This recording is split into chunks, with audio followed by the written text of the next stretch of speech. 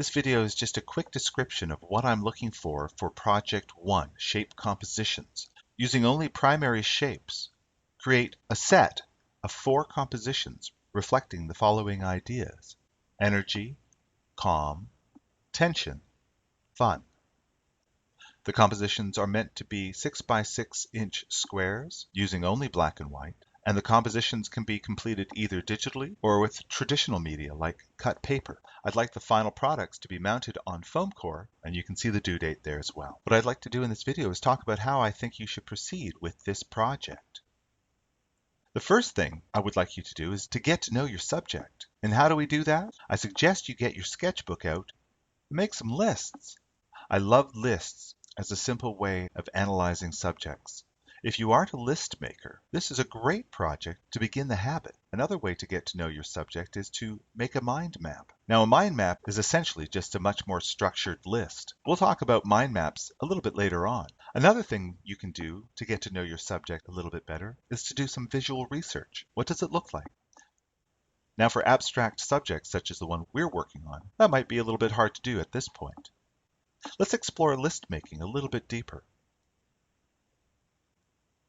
Let's take energy as our subject, for example. Let's make some lists. The first list I want to make are things with energy. That seems fairly straightforward. In fact, I can quickly make a long list of things and objects that possess energy of some sort. But let's make another list. Let's talk about things that are associated with energy. So maybe these things aren't energetic in themselves. Here's a list of some items that I can come up with fairly quickly. Let's keep on going. Let's make another list called properties of energy. What are some adjectives that describe energy and energetic things? How about the effects of energy? What happens after energy is applied to something? As we'll discover a little bit later when we do our mind mapping exercises, these categories are fundamental in doing subject analysis like this. In fact, there's 2 other categories that I like to explore when doing lists like this. For example, what about the lack of our subject? A lack of energy in this case. There's a very short list. And finally, something that we can't forget about are cultural associations with our subject. These short lists are just the beginning. Now, doing lists like this is challenging at first, but again, the more we do it, the easier it becomes. Once we have our lists, we can begin doing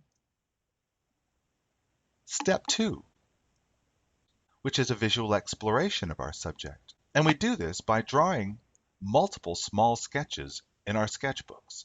We call them thumbnails, and they're called that for a reason. These are meant to be small, the size of your thumbnail. The idea is to be able to draw as many as possible. Don't worry about things like style. These are working drawings. As you can see in these sketches, these students have done a lot of work in this early stage of idea development. This ability to come up with multiple visual solutions and to sketch them quickly is a skill that we can develop with practice.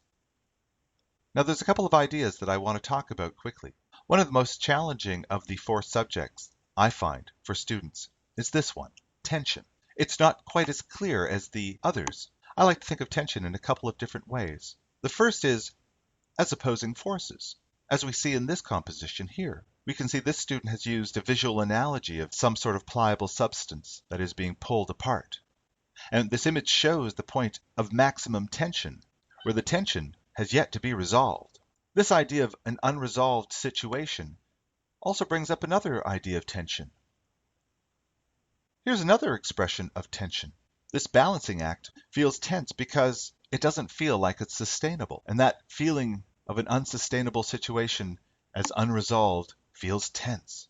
And I just want to mention one other way of expressing visual tension. As 2 objects get close to each other, the more tension there is in that space.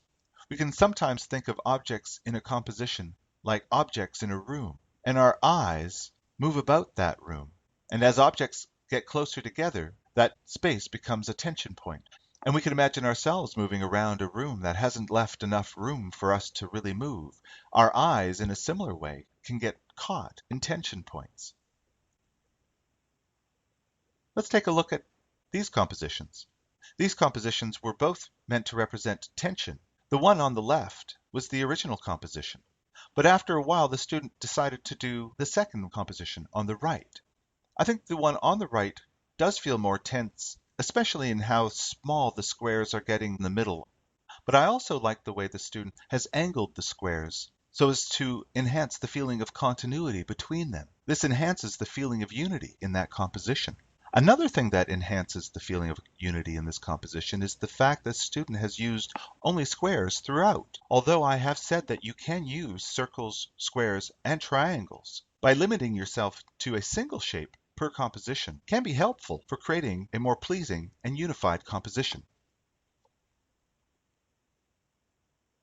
I want to finish this video by talking about one of my favorite designers, book designer Helen Yentis. I'm sure you've seen her work, even if you didn't know it. I want to draw your attention, though, to a book series that Helen Yentis recently designed for the author Albert Camus. Albert Camus was a writer and philosopher associated with the existential philosophers of France in the 1950s. This book series was a reissue of his more popular works. Now, just by using black and white and the rectangle, circle, and triangle, Helen Yentis has managed to express some very deep and complex ideas. For example, the top left, The Stranger, is a story of a disaffected man whose simple life is changed dramatically in one explosive moment. Consider some of these other covers, The Plague or The Fall, and the simple visual representation of those ideas. But the cover I really want to highlight, The Myth of Sisyphus, on the bottom.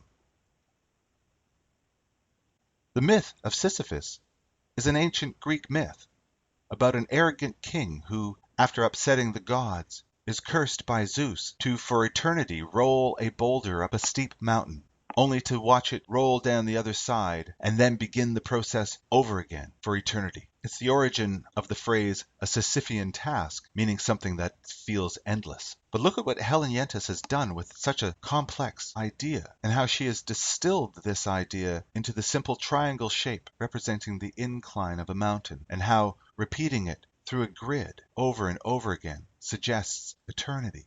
This, I think, is a beautiful distillation of such a complex idea into such a simple but powerful composition. I hope this inspires you. Good luck.